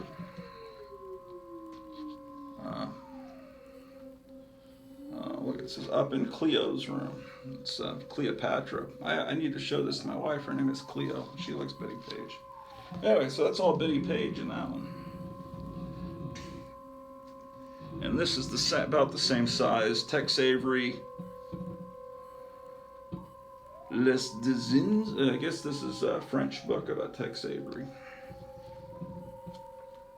With lots of original sketches is what this is, man. Because the thing is, in other countries, they appreciate, you know, these, what I'm showing you are all foreign books. They appreciate our culture over in France and places in Europe. They don't like us much now. They don't like the United States as it is now, but they love our culture in the 50s. They worship our rockabilly music. They try to emulate it. They love America, the United States, as it used to be. They just don't like us now. And honestly, there's not much to like right now. But we'll come back.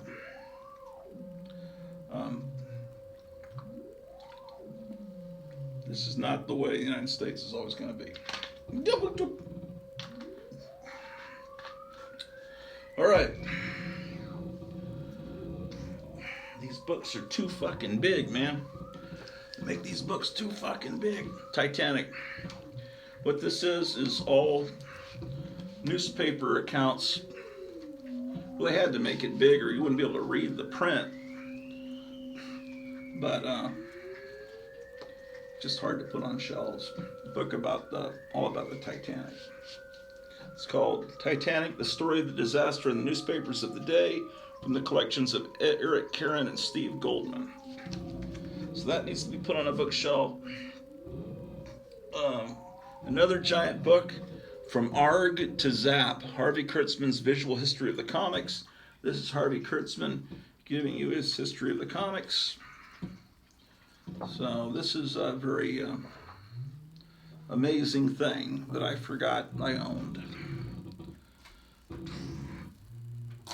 See, doing this television broadcast allows me to remember what I own. Here's the Nemo bookshelf. For a while, they were reprinting the complete E.C. Seeger Popeye. This is volume 4, Sundays 1936 to 38. Printing this, they did this shit in the 70s. They would reprint this stuff that people cared about the past then. It's just, look at how the Eugene the Jeep is just covering up the comic strip. So this is reprints of Thimble Theater. So I don't have the complete set. Here's volume 3. This is the kind of thing I would think Graphic Man would have all of this stuff on his shelf. I'm pretty sure he does. But there's another one, volume 1 actually.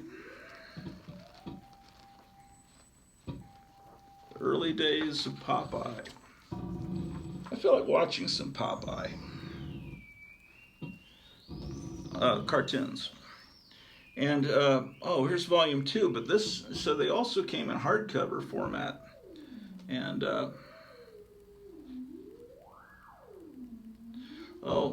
this is what Half Price Books used to do. It says $14.98, and it was put on the shelf July of 1991. So I bought this probably not long after July of 1991, and for $15 at Half Price Books. And so, how about that? How about that?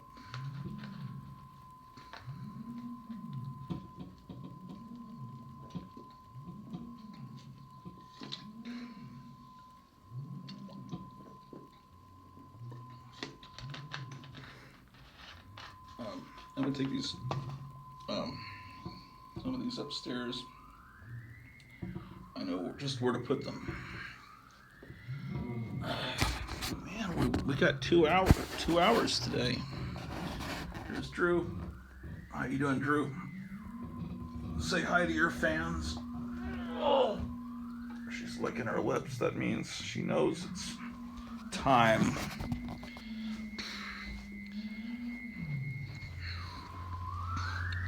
My wife will enjoy these sound effects, I think. not. Okay. Maybe she'll like him. I don't know. What do you care? Fuck you, man. What's it to you, man? Okay.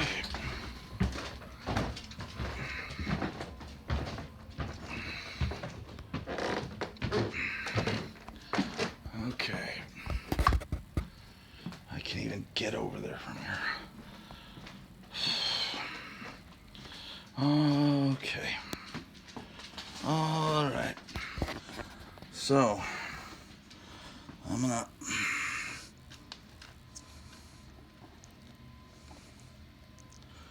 Okay.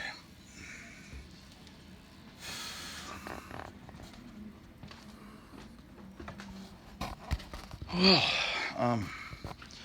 I've got to fix up this guest bedroom is one thing. Is we may start sleeping in here for a little bit because it's getting a little bit hot sleeping up in the attic. But I've got these things I don't want Drew to turn them into chew toys, so I'm trying to find a place up high. Here we go. Because they look like chew toys. They're not intended to be.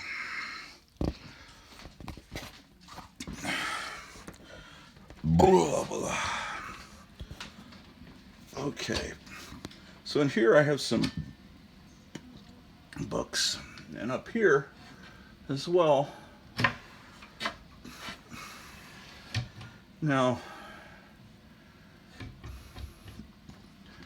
let me take some of these out. This book was my father's, Great American Athletes of the 20th Century. What's cool is it has Buster Crabbe and I think Johnny Weissmuller in it. I'll put it over here. Because that will fit on just about any bookshelf. But this, if I take some of these normal sized books out, then I can fit in. Esquire's World of Humor can come out. And this is a modern era from like the Clinton era National Lampoon book when National Lampoon was not good or as good. Not the original creators. So we'll take those out because they're not worthy of being in there. Okay, so now that I've cleared out some of that flotsam and jetsam,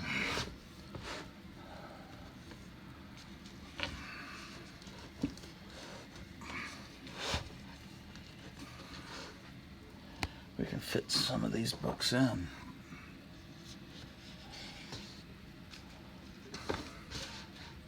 Yeah, see, it's going in great. This Glamour International, put that in here. It's hard to do it with one hand, sorry guys.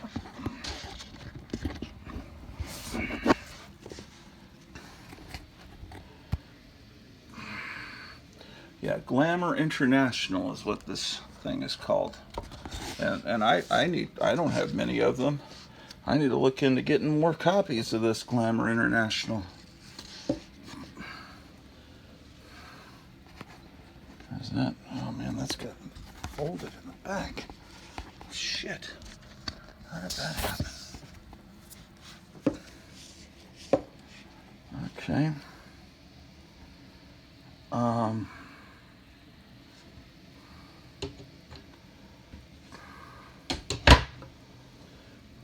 Got a lot of stuff here I gotta find a place for.